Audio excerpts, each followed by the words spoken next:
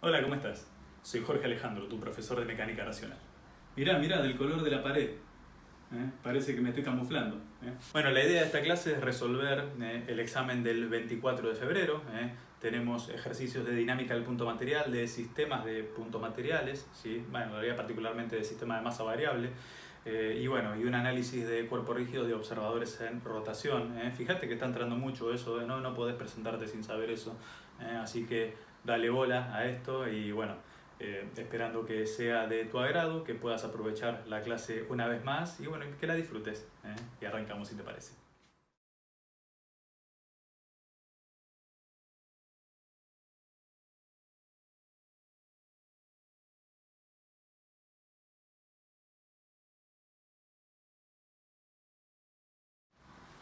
Bien, problema número uno, un problema de mecánica celeste, movimiento central, movimiento planetario también, si querés.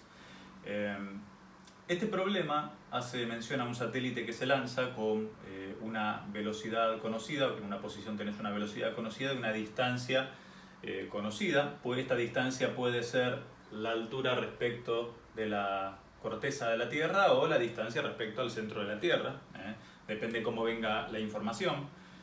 Se conoce la masa del satélite, se conoce la masa de la Tierra, es dato, se conoce el radio geométrico de la Tierra, la pensamos como esfera, ¿sí? La constante de gravitación universal, la rapidez en el punto A y la distancia hacia el centro de la Tierra en el punto A.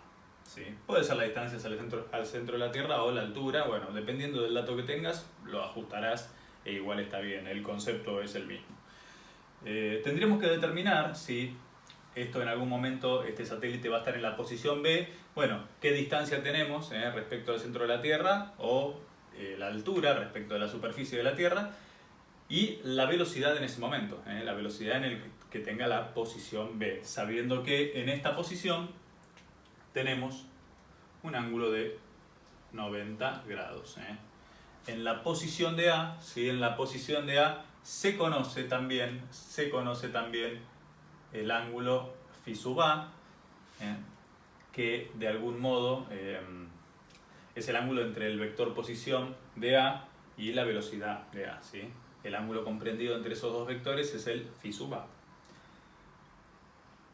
Para empezar, ¿sí? Para empezar este es un ejercicio de fuerzas centrales, ¿sí? Y tiene asidero o tiene lugar la ley de Newton de la gravitación universal, ¿sí?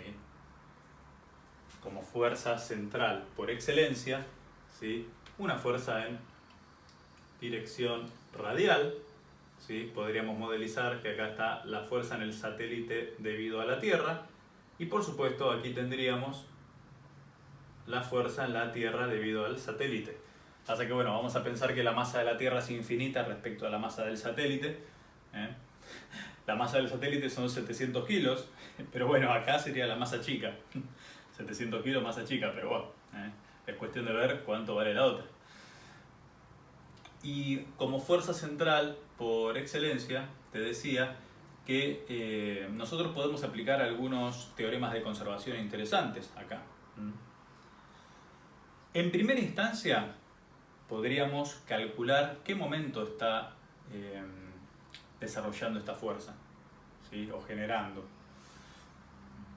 ¿Genera momento esa fuerza? En términos generales, ¿no? En términos generales podríamos pensar el momento de una fuerza, ¿sí? Momento de las fuerzas exteriores respecto al centro de momento. Y fíjate, en términos generales es el vector posición, el R menos O, vectorial, la fuerza, ¿no? Eso en términos generales. Sucede que el vector posición acá y la fuerza son paralelos. Entonces, si son paralelos, esta fuerza, ¿sí? La fuerza de atracción, no genera momento. La fuerza central no genera momento. Y si no genera momento, bueno, nosotros podríamos aplicar la ecuación cardinal de la dinámica, la que dice suma de momento de las fuerzas exteriores respecto a un centro de momento igual a la derivada del momento cinético, momento angular o momento de la cantidad de movimiento respecto del tiempo más la velocidad del centro de momento vectorialmente la cantidad de movimiento. Vamos a suponer que el centro de momento está en reposo, ¿sí? Que es nuestra referencia absoluta a la Tierra, ¿sí? Nuestro centro de momento está en reposo, ¿sí? Habíamos dicho que la única fuerza que tenemos ahí digna de considerar es la de atracción del satélite debido a la Tierra, y esa fuerza no genera momento, ¿sí? Entonces la fuerza no genera momento, el centro de momento está en reposo. Nos queda pensar, ¿sí?, que esta derivada del momento cinético respecto del tiempo es igual a cero, ¿sí?, necesariamente igual a cero, y esto quiere decir que el momento cinético, momento angular o momento de la cantidad de movimiento es constante. Y nosotros tendríamos que saber cómo determinarlo, ¿no?, para ver qué información podríamos tener. ¿Sí? El momento cinético en términos generales, lo podés determinar como R menos O vectorial Q, siendo Q la cantidad de movimiento, es el producto de la masa por la velocidad.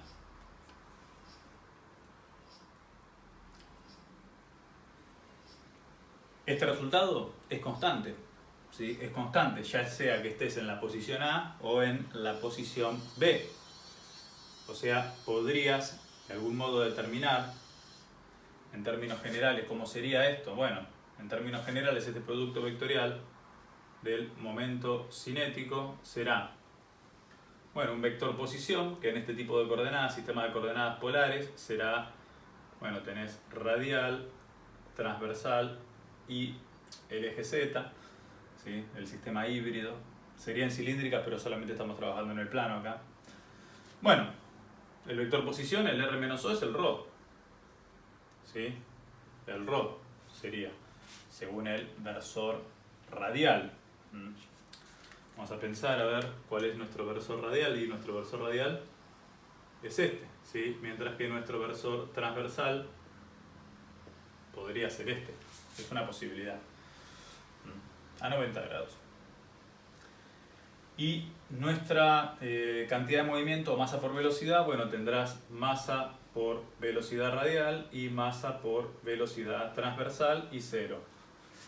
Lo único que te queda vivo en este planteo de momento cinético es m por ρ por la componente transversal del vector velocidad según el versor k, ¿sí? Según el versor k. Y esto es lo que se mantiene constante. Si esta expresión se mantiene constante, ¿sí?, sea cual sea la posición en la que se encuentre en esta trayectoria, mientras se desarrolla este tipo de movimiento, bueno, podríamos reemplazar la información que tenemos en A y tratar de encontrar o acercarnos a la información que deberíamos tener en B, que es lo que queremos determinar, ¿sí? Fíjate, el momento cinético en A, ¿sí? El momento cinético en A, en realidad sería el momento cinético respecto al centro de momento O, pero evaluado en la posición A, si querés. Este momento cinético en A valdrá m por ρ sub A por la velocidad en A transversal según el versor K, ¿sí? Y como nosotros tenemos como dato la rapidez, si se quiere, y el ángulo comprendido, pero podríamos proyectar, ¿no? Podríamos proyectar según lo que nos interesa, ¿no? Si a nosotros nos interesa la componente transversal del vector velocidad, bueno, entrarás por acá, proyectará, esta será la velocidad de A transversal de interés. Y bueno, se proyectará según el seno del ángulo, ¿no? Según el seno del ángulo que tenemos, o sea que tendríamos la masa del satélite por el radio vector ρ sub A por la velocidad de A, ¿sí?, la rapidez, ¿sí?, por el seno del ángulo φ sub A según el versor K, ¿sí? Y este resultado debería ser igual a la obtención del momento cinético en B, que lo podemos tener de la misma manera, ¿no? Podríamos tener la masa, que no cambia, por ρ sub B, ¿sí? Que será la distancia en B, por la velocidad de B. Y bueno, y acá tenemos que la expresión, ¿sí? Esta sería en realidad la componente transversal de la velocidad en B, pero bueno, le corresponde la máxima expresión porque el ángulo es 90 grados, ¿eh? Así que podríamos decir por eso que solamente tenemos la velocidad de B, ¿de acuerdo? ¿Sí? Por supuesto que según el versor K. Y de acá tenés una información valiosa, ¿eh? De acá tenés una información valiosa, ¿eh? Por la conservación del momento cinético, lo que tendrías acá es que ρ sub A por B sub A por el seno de phi sub A es igual a ρ sub B por la velocidad de B, ¿sí? Y esta podríamos llamarla relación número 1, ¿eh? Sí, no terminó el problema todavía. ¿Por qué? Porque, bueno, nosotros tenemos que determinar dos valores, ¿sí? La distancia y la velocidad. La distancia respecto al centro de la Tierra y la velocidad. Y tenemos una sola ecuación. ¿De dónde podríamos sacar la otra ecuación? Bueno, para obtener la otra ecuación vamos a pensar en la función fuerza, ¿sí? Nosotros hasta ahora estábamos pensando en el momento que genera esa fuerza. Bueno, esa fuerza no genera momento, pero ¿cuál es la función de la fuerza? Y por ley de Newton de la gravitación universal, la fuerza de atracción va con un menos, obviamente porque es de atracción, la constante de gravitación universal por el producto de las masas, vamos a pensar en m mayúscula la masa de la Tierra y en m minúscula la masa del satélite, dividido el cuadrado de las distancias que separan ambos centros de masa, según el versor radial. Es una fuerza de características radiales, ¿no? A ver, lo que habíamos pensado antes, si es radial, por eso nos damos cuenta que no nos genera momento, y bueno, todo lo que habíamos deducido antes. Pero ahora, con esta función, nosotros tendríamos que pensar en algo más. Tendríamos que ver si podemos obtener algo más al respecto. Nosotros habíamos demostrado que esta fuerza sería como la expresión más general del peso, y por ahí eso te trae la otra idea. Si es la expresión más general del peso, bueno, tiene de alguna forma el comportamiento. Vos acordate que el peso podría pensarse como la fuerza, como la interacción entre dos masas, entre una masa puntual y la gran masa de la Tierra. Pasa que bueno, ahora estamos en un ámbito en donde podríamos pensar que la aceleración de la gravedad no es constante, pero bueno, salvando eso, la idea es la misma. ¿Qué característica tenía el peso fundamentalmente? Que era una fuerza del tipo conservativa. Si es una fuerza del tipo conservativa, esta fuerza es de alguna forma un campo de gradientes, es una fuerza que deriva de una energía potencial. La expresión más general, ¿sí? O podríamos decir que este tipo de fuerzas es el gradiente de una energía potencial cambiada de signo. ¿Sí? El gradiente de una energía potencial cambiada de signo quiere decir que existe una energía potencial tal que el gradiente de esa energía potencial, esa derivada direccional cambiada de signo, nos da la expresión de la fuerza. Dicho de otra manera, podríamos tratar de calcular el trabajo para llevar a esta partícula de 700 kilos, pero no deja de ser una partícula para el análisis que hacemos, para llevar esta partícula desde A hacia B. Y bueno, si pensamos en eso, será la integral desde A hacia B de la fuerza por el diferencial de L, por el diferencial de distancia. Y bueno, y acá el diferencial, la obtención del diferencial de distancia es muy complicado, ¿no? Es muy complicado. Si el diferencial de L es siempre tangente a la trayectoria en todo momento. Y la fuerza, bueno, la fuerza apuntando hacia el origen, ¿sí? Es una fuerza de tipo radial. Vos sabés que el trabajo podés pensarlo como el producto de esos dos vectores por el coseno del ángulo comprendido. Por el producto de esos dos vectores por el coseno del ángulo comprendido. podrías pensarlo así. Y con esa información el diferencial de L proyectado sobre la recta de acción de la fuerza, ¿sí? El diferencial de L proyectado sobre la recta de acción de la fuerza podría expresarse en términos de diferencial de ρ. ¿Sí? El diferencial de L proyectado sobre la recta de acción de la fuerza podría expresarse en términos de diferencial de ρ. ¿Sí? En términos de diferencial de ρ. Esto quiere decir que nosotros podemos expresar la función de la fuerza como menos g por la masa principal sobre la masa del satélite dividido el cuadrado de las distancias que la separan, perdón. ¿Sí? Podés dejar el menos afuera si querés. La integral desde RA hasta RB. Todo esto por el diferencial de ρ. Y ahí eliminamos, si se quiere, los vectores y lo trabajamos de forma escalar. Con esta información, nosotros podríamos decir que, bueno, a ver, resolviendo esta integral, tendrás el producto de las masas por la constante de gravitación universal. Y cuando nosotros hacemos esta integral, nos quedará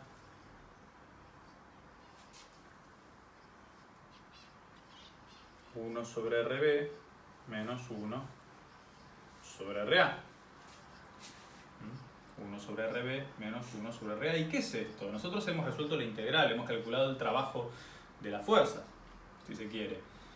Pero, de algún modo, nosotros podríamos haber utilizado el concepto de la independencia del camino, sabiendo que es una fuerza conservativa. El trabajo que realiza esa fuerza es independiente del camino y tiene que ver con la variación de la energía potencial cambiada de signo. Eso quiere decir que esto nos dará, si va desde A hacia B, quiere decir que esto nos tendría que haber dado la energía potencial en A menos la energía potencial en B. Y si esto es cierto, nosotros, bueno, tenemos que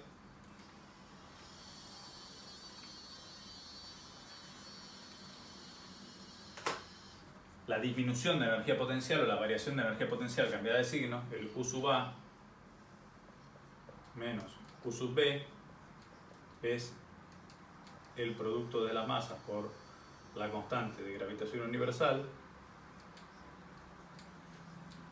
dividido RB menos el producto de las masas por la constante de gravitación universal dividido RA.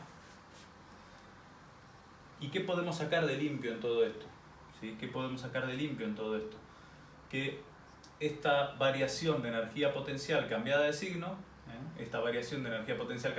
tiene esta forma, y también podríamos llevar este análisis a ver a qué es igual el trabajo de una fuerza cualquiera.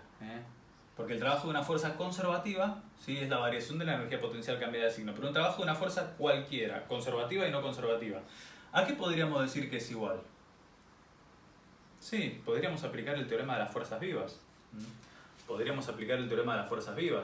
Eso quiere decir, ¿sí?, vos acordate que el trabajo de una fuerza cualquiera es la variación de la energía cinética, o sea, la energía cinética en B menos la energía cinética en A.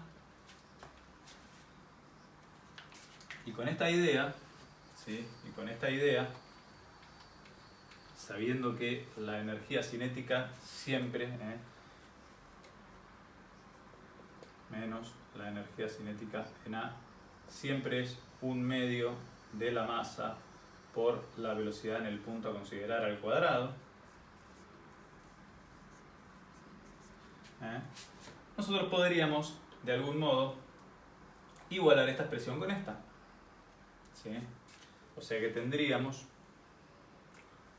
constante de gravitación universal por el producto de las masas dividido la distancia RB menos constante de gravitación universal por el producto de las masas dividido la distancia RA, igual también a un medio de la masa por la velocidad de B al cuadrado menos un medio de la masa por la velocidad de A al cuadrado. Y ordenando un poquitito,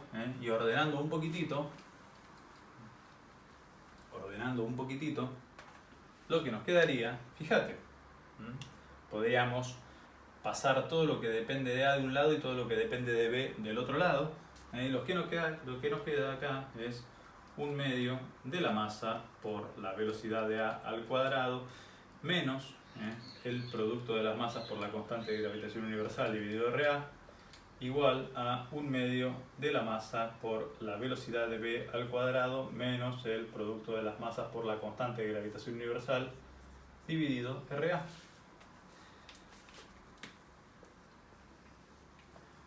¿Y esto qué es? Y energía cinética en A, energía potencial en A, tomando como energía potencial 0 el infinito, energía cinética en B y energía potencial en B. Ahí se me chispoteó. ¿Sí? Pero el tema es que, como se trata de una fuerza conservativa, todo esto era para decirte que como se trata de una fuerza conservativa, la energía mecánica se conserva. La energía mecánica se conserva y esta es la relación número 2. O sea que en este problema, si en los problemas de fuerzas centrales, particularmente cuando es la fuerza de atracción de un cuerpo con la Tierra, podés usar el teorema de conservación del momento angular, momento cinético, y la conservación de la energía mecánica. Como es una fuerza conservativa, ¿sí? Deriva de un campo de gradientes, ¿sí? Deriva de una energía potencial. Deriva de una energía potencial. Entonces, si es una fuerza conservativa, el trabajo no varía la energía mecánica, ¿sí? No varía la energía mecánica, se comparten, todo el tiempo se intercambia la energía entre cinética y potencial, pero se conserva la energía mecánica. Entonces, se conserva la energía mecánica y se conserva el momento cinético. Y con esta información nosotros podríamos obtener los valores de la velocidad de B y de la distancia RB que nos han solicitado, ¿de acuerdo? Si te quedó picando el análisis del trabajo de una fuerza sobre la trayectoria, en este caso que estaba describiendo el satélite, bueno, vamos a remitirnos a la teoría, ¿no? El trabajo es la integral de la fuerza por el diferencial de desplazamiento. Sucede que todos los desplazamientos perpendiculares a la fuerza no desarrollan trabajo. Entonces nosotros podríamos pensar que en lugar de pensar en el desplazamiento diferencial de L, como lo que nos importa es la expansión radial, considerando que en un momento tenemos ρ, vamos a tener un diferencial de ρ a medida que se vaya extendiendo o achicando la distancia respecto del origen, podríamos calcular directamente el trabajo como la integral desde A hacia B de la fuerza por el diferencial de ρ. Por el diferencial de ρ, y también estaría bien. ¿Sí? También estaría bien. En lugar de pensar en el diferencial de L, podríamos pensar en el diferencial de ρ según el versor radial. ¿Por qué? Porque todas las contribuciones perpendiculares, de desplazamiento perpendicular a la fuerza, no estarían contados dentro del trabajo. Lo único que va a realizar trabajo, o la única componente de la fuerza que va a realizar trabajo, va a ser la que sea paralela al desplazamiento, o donde va a haber un trabajo, mejor dicho, donde va a haber un trabajo diferente a cero, va a ser donde el desplazamiento esté en la dirección de la fuerza. Entonces podríamos pensar directamente que la integral de la fuerza por el diferencial de L es la integral desde A hacia B de la fuerza por diferencial de ρ según la expansión radial, considerando que la fuerza es de atracción, por lo que va hacia el centro, menos G por el producto de las masas dividido el cuadrado de las distancias que la separa, según el versor radial. Radial con radial se vuelve 1, ese producto escalar, por lo que nos queda para resolver la integral que hemos resuelto, ¿de acuerdo?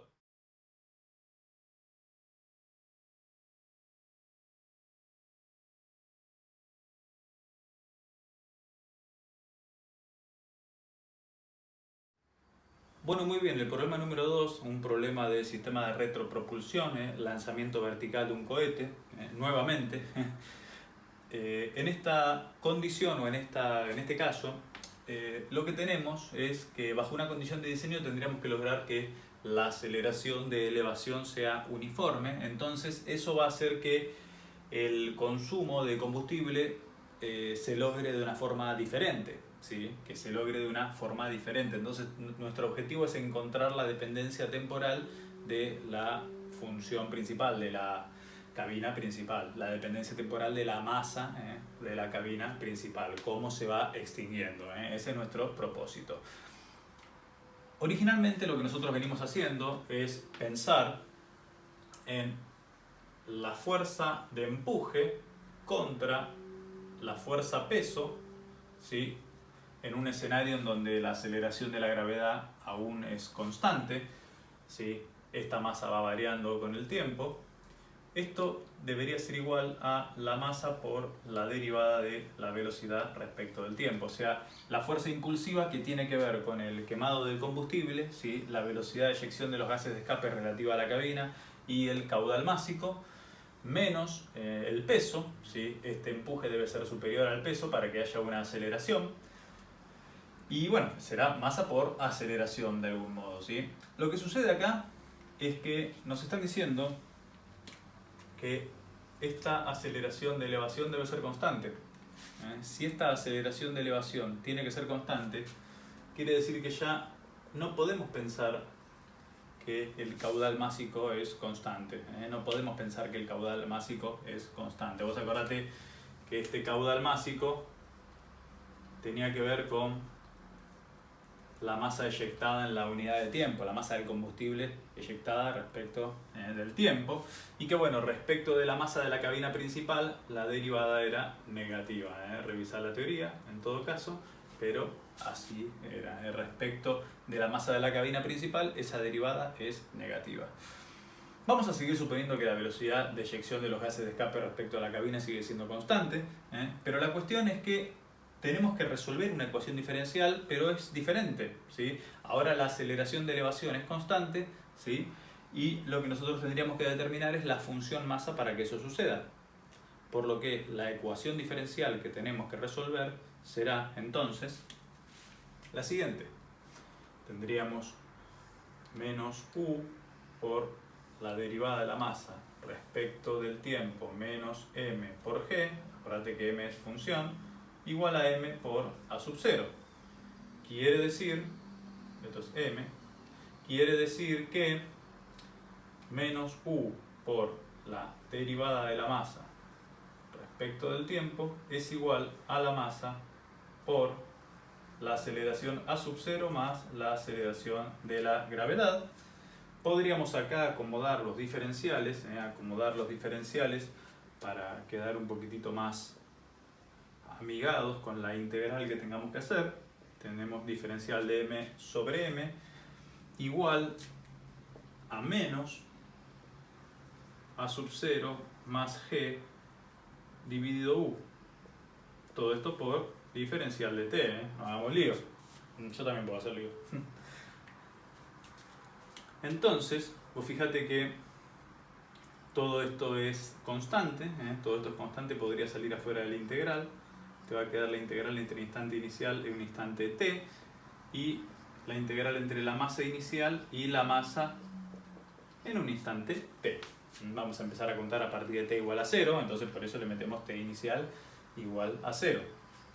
Esto nos dará como resultado el logaritmo natural de una masa que depende del tiempo respecto de la masa inicial, igual a sub 0 más g sobre u cambiado de signo por el tiempo, ¿sí? Con esta información podríamos aplicar antilogaritmo, y ver cómo es nuestra función definitiva de la masa que tenemos en la cabina principal. La masa que nosotros tenemos en la cabina principal será m sub 0 por e a la menos a sub 0 más g sobre u, todo esto por t.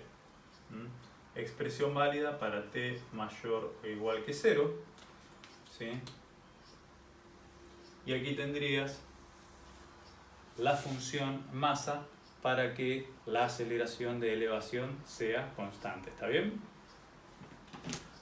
Podríamos verificarlo. Podríamos verificar a ver qué pasa. A ver, si nosotros tenemos... Bueno, nosotros verificamos la derivada de la masa respecto del tiempo, nos va a quedar menos a sub 0 más g sobre u por m sub 0 por e a la menos a sub 0 más g sobre u, todo esto por t.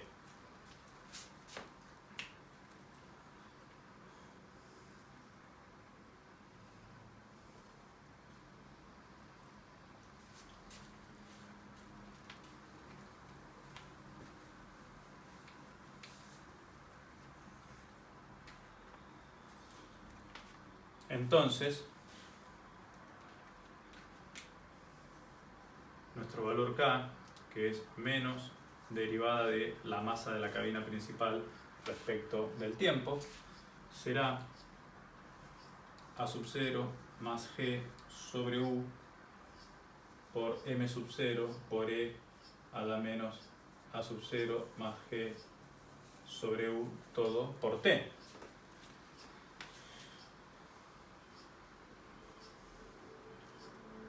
Y si esto es cierto,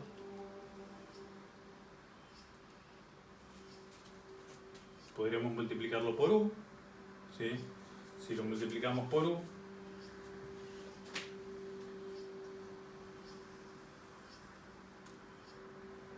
tendríamos la fuerza de empuje.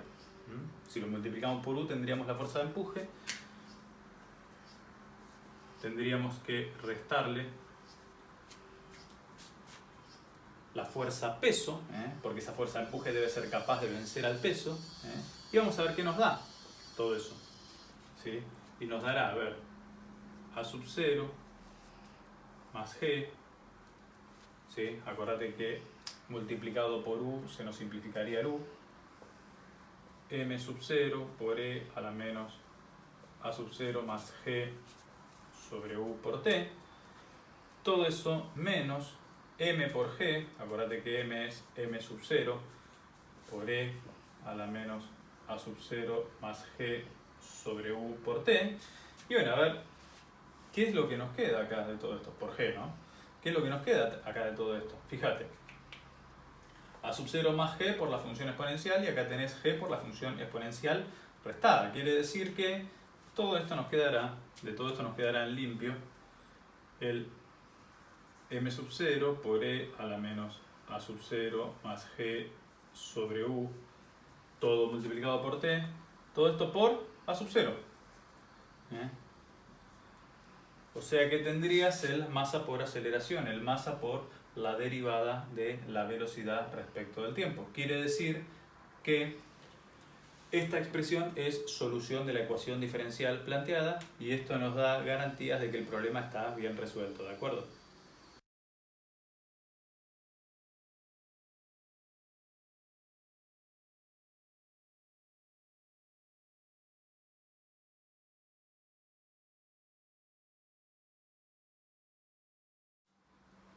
Problema número 3, problema de movimiento relativo con observadores en rotación. Si sabes que siempre estamos tomando movimiento relativo, estudia movimiento relativo.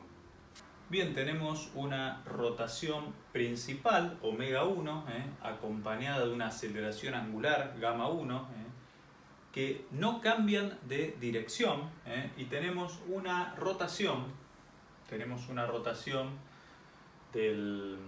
la cabina donde se produce la simulación, que afecta directamente al punto B, ¿no? Afecta a todo el cuerpo en realidad, pero bueno, afecta al punto B de interés. Tenemos las coordenadas, la distancia D, las posiciones XB e YB, ¿sí? De B respecto a A.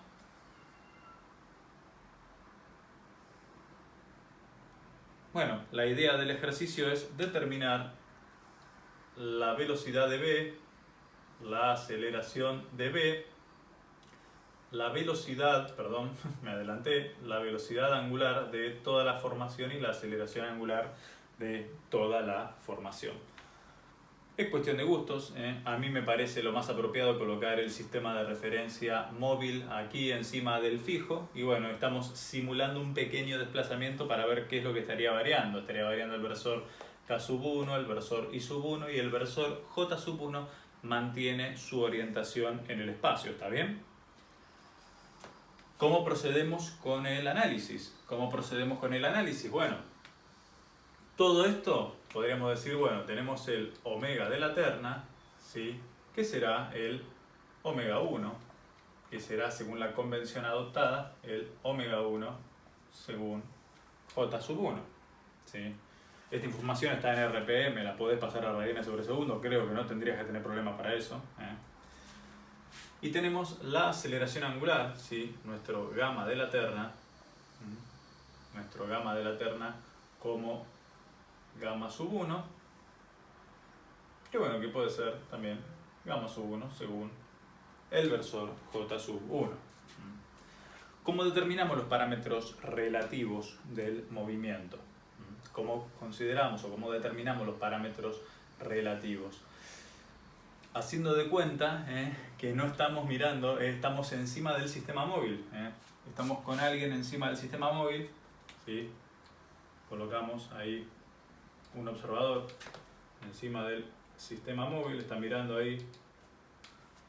Y bueno, ¿qué es lo que vería ese observador desde la posición X sub 1, si se quiere? ¿Qué es lo que vería desde ese eje? ¿Y qué velocidad estaría viendo? Y la velocidad relativa. La velocidad de v relativa, que aquí va a ser igual. Fíjate, esta rotación la ve, ¿sí? La que no ve es esta. Pero esta rotación la ve. ¿Sí? Será un omega 2 entrante en X sub 1 por una distancia Y de b. Estrictamente hablando, lo que tendrías que hacer es omega 2 vectorialmente b menos a, porque es el punto donde queremos hallar la velocidad menos un punto perteneciente al eje de rotación. Como sé que ya por ahí tenés un poquitito de cancha al respecto, ya te vas a dar cuenta que la distancia efectiva a la que se produce el desarrollo del producto vectorial es Y de b. Entonces tendremos omega 2 por Y de b y habrá que pensar el sentido. Habrá que pensar el sentido si omega 2 viene orientada de esta manera, ¿sí? Para allá, Y de b hacia arriba, el pulgar me indica el sentido de la velocidad que es entrante al pizarrón, por lo que será negativa y según K sub 1, ¿de acuerdo? Y bueno, ya que estamos, podríamos determinar rápidamente la aceleración relativa, ¿sí? Bajo esta misma información. Si esta rotación permanece constante, o sea, omega 2 es constante en módulo, ¿cuál será la aceleración relativa? ¿Sí? La aceleración relativa y será omega cuadrado por el radio efectivo, que es YB. ¿Sí? O sea, será omega 2 al cuadrado por Y de b, negativo porque la aceleración es puramente normal, apunta hacia el centro de curvatura, negativo según J sub 1. ¿Sí? O sea que los parámetros relativos pudimos obtenerlos de forma sencilla, haciendo de cuenta que estamos encima del sistema móvil, o sea, no estamos viendo la rotación omega 1 ni tampoco la aceleración angular gamma 1, que son las rotaciones de la terna, ¿sí? Porque estamos encima de la terna móvil. Por eso hemos determinado con facilidad los parámetros relativos, la velocidad relativa y la aceleración relativa. ¿Qué hay de la velocidad de arrastre? ¿Qué tendríamos que hacer para determinar la velocidad de arrastre?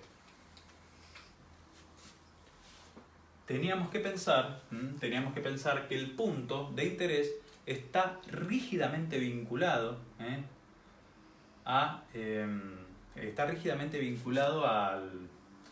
la rotación principal, si se quiere, ¿no?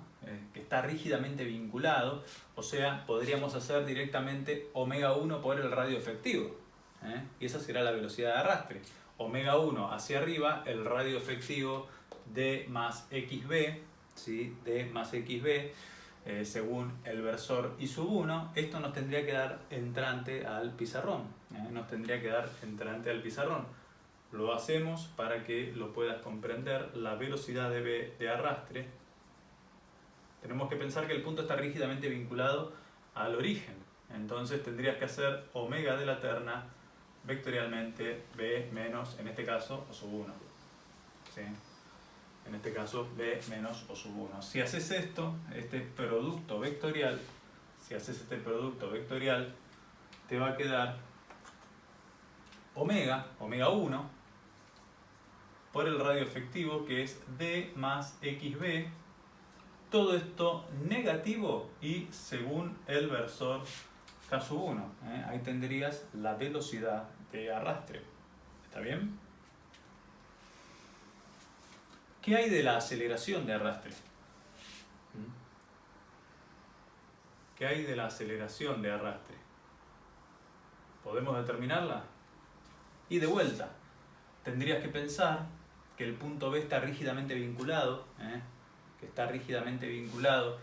al origen, que hay un cuerpo rígido que agarra todo esto, si se quiere. Entonces tendrías que aplicar el cálculo de la aceleración para un punto perteneciente a un cuerpo rígido en estado de rotación pura, en este caso. ¿Sí? Si hubiera una traslación de O sub 1, se la tendrías que sumar. Está bien, sí, es verdad. Pero esto te quedará gamma de la terna vectorial B menos O sub 1 más omega de la terna vectorial omega de la terna vectorial B menos O sub 1. Una te dará la aceleración tangencial de arrastre y la otra te dará la aceleración normal de arrastre. ¿Sí? ¿Cómo te quedará la aceleración tangencial? La aceleración tangencial es el producto efectivo gamma por R, ¿no? Será gamma 1 por D más XB, considerando que gamma va hacia arriba y D más XB va hacia adelante. Esto te quedará negativo según Z, negativo según K sub 1, y por el otro lado tendríamos la aceleración normal. La aceleración normal, que el doble producto vectorial te quedará menos omega 1 al cuadrado por D más XB según el versor I sub 1. Aceleración tangencial entrante al pizarrón y aceleración normal apuntando hacia el centro de curvatura o al punto bisagra de nuestra rotación. ¿Está bien? ¿Sí? Así que bueno, ahí tenés la aceleración de arrastre. ¿Qué hay de la aceleración de Coriolis? El término que nos falta. La aceleración de Coriolis, como 2 omega de la terna vectorial la velocidad de B relativa. Vos acordate que bueno, en módulo esto es fácil. Omega de la terna es omega 1, 2 omega 1. Velocidad relativa, ¿cuánto era en módulo? Omega 2 y de B. ¿Qué es lo que nos queda pensar? ¿Cómo viene la orientación? Y bueno, mirá, omega de la terna va hacia arriba. Tiene que ser vectorial la velocidad relativa, que es entrante al pizarrón. O sea, hacia arriba, vectorial entrante, el pulgar nos da hacia el sistema de referencia. Quiere decir que aquí va un menos y esto va según el versor I sub 1. Y ahí tendrías la aceleración de Coriolis.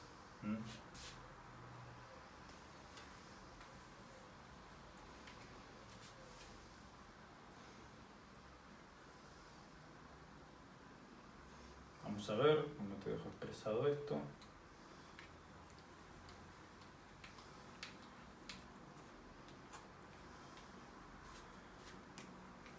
Entonces, la velocidad de B absoluta, será menos omega 2 y de B más omega 1 D más X de B según el versor K sub 1, que para el origen, ¿sí? Para el instante inicial, K sub 1 coincide con K. Para el instante inicial, K sub 1 coincide con K. Y la aceleración total tendremos, bueno, vamos a ver, todo lo que tenga que ver con X. Todo lo que tenga que ver con X, bueno, tenemos acá Coriolis y la componente de arrastre, ¿no? O sea, vamos a pensar, tenemos menos, ¿sí? 2 omega 1, omega 2 y de B, menos omega 1, esto lo podemos poner como paréntesis, le metemos un más, omega 1 al cuadrado, D más xb, según el versor Y. Según el versor J tenemos la aceleración relativa, lo que había borrado, menos omega 2 al cuadrado y de B según el versor J. Y según el versor K, también negativo, según el versor K tendremos gamma sub 1 D más X de B, según el versor K. Si no se me chipoteó ninguna, arrastre Coriolis, arrastre tangencial, y bueno, y esta era la aceleración relativa. Así que hemos expresado los vectores velocidad y aceleración del punto B para la posición mostrada, ¿de acuerdo?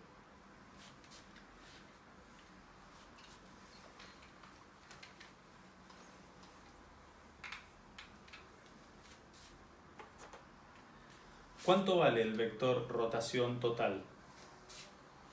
El vector rotación total vale omega 1 según el versor J sub 1, ¿sí? Menos omega 2 según el versor Y sub 1. ¿Está bien? ¿Sí? Estamos orientando este vector, ¿sí?, hacia allí, en contra del I sub 1, en contra del según el versor I sub 1, y el vector omega 1 va a favor de J sub 1, así que esa sería la forma. El gamma total,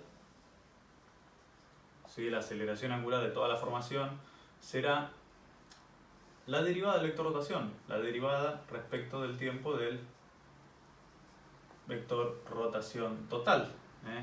Y acá tendríamos que derivar estos vectores. Vos fíjate que en la primera, ¿sí?, en la primera, cuando hacemos derivada de omega 1 según J sub 1, bueno, omega 1 varía, pero J sub 1 se mantiene constante. O sea que tendríamos gamma 1 según J sub 1 como primera de las componentes. Y la segunda, omega 2, ¿sí?, módulo de omega 2 por I sub 1. Y bueno, fíjate, omega 2 mantiene su módulo constante, pero no así su dirección.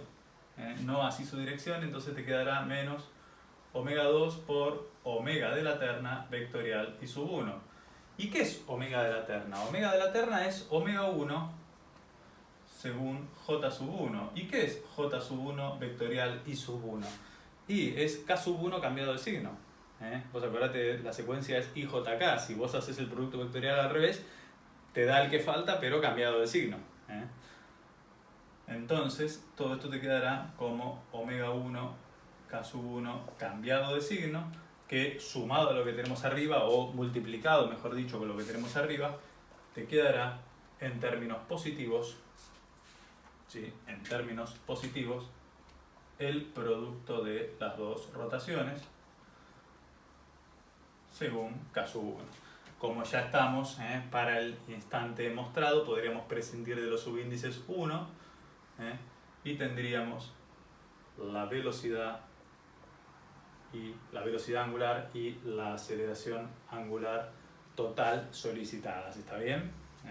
Con esta información, fíjate que nosotros, como siempre, utilizamos las fórmulas de movimiento relativo para la obtención de la velocidad y la aceleración absoluta, tratando de entender cómo se obtiene cada una de estas componentes.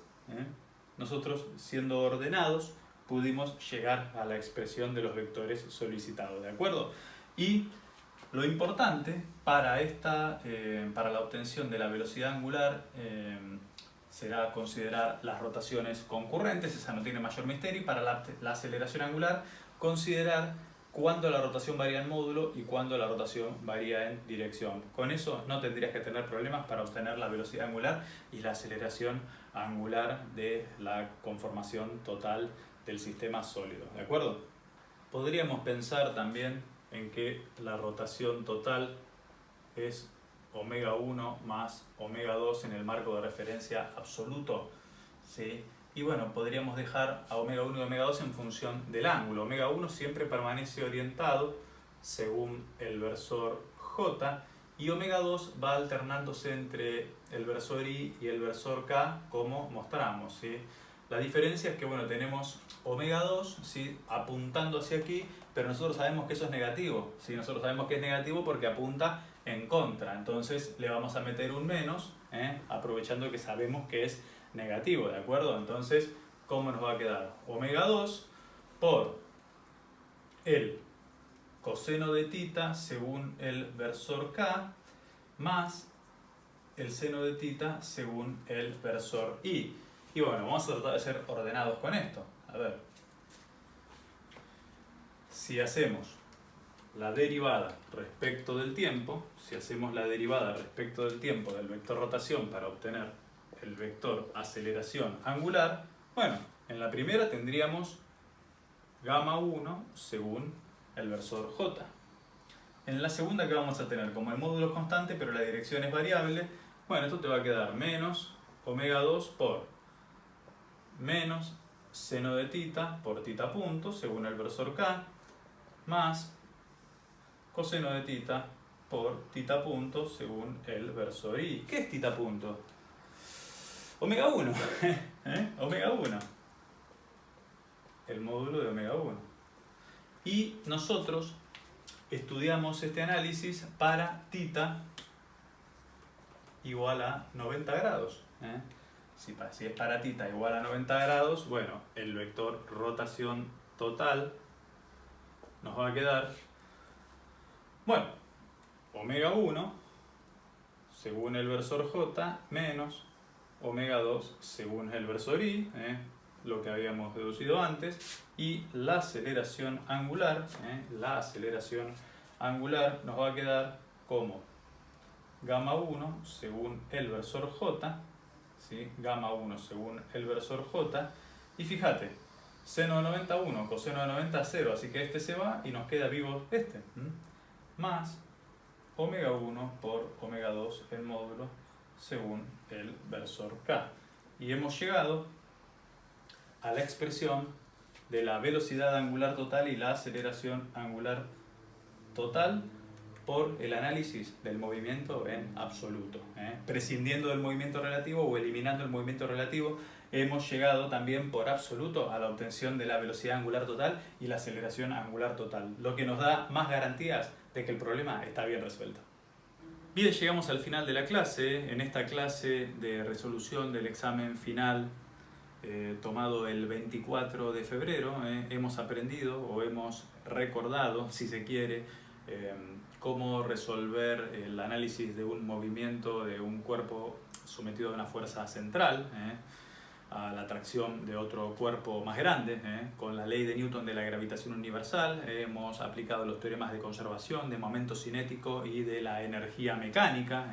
Es una fuerza conservativa, es un campo de gradientes, deriva de una energía potencial, por lo que podríamos aplicar ahí la conservación de la energía mecánica y por supuesto, como esa fuerza no genera momento, hemos determinado también que el momento vale cero y gracias a eso hemos deducido que se conserva el momento cinético, momento angular o momento de la cantidad de movimiento. Esos ítems eran claves para resolver el primero de los problemas de dinámica del punto material. Después el segundo problema, que era el sistema de retropropulsión de masa variable, la particularidad que tenía es que nos forzaban a que la aceleración de elevación sea constante. Eso nos obligaba a ya no suponer que el caudal másico es constante, sino que el caudal másico es una función que debe lograrse para que la aceleración de elevación sea constante, así que la ecuación diferencial por ahí cambiaba de incógnita, pero se trataba de la misma ecuación diferencial. Tenías la fuerza de empuje, ¿sí? El peso a vencer y bueno, y después el masa por aceleración como suma de fuerzas en general. Fuerza impulsiva de empuje, la fuerza del peso en un ámbito donde la aceleración de la gravedad es constante, y con eso hacíamos el masa por aceleración, solamente que la aceleración aquí era constante por dato de enunciado. Y bueno, y después el tercero de los problemas, que no tenía ningún misterio, por ahí asustaba la imagen, pero que bueno, es un cuerpo sometido a dos rotaciones, es un cuerpo sometido a dos rotaciones, no debería ser muy diferente, como siempre decimos por ahí. A veces al mismo perro le cambiamos el bozal y ya nos asusta, al perro que originalmente habíamos domado, porque estoy seguro que has hecho problemas de movimiento relativo, así que no debería inhibirte el ver una imagen diferente. Hay que relajarse, tomarse su tiempo, no querer llevárselo por delante y estudiar cada problema como si fuera un problema diferente. Con la información que vos tenés podés interpretarlo y poder abordarlo satisfactoriamente. Estoy seguro de que así va a ser. Así que bueno, esta fue la clase de resolución del examen final, espero que haya sido de tu agrado y nos veremos en la próxima.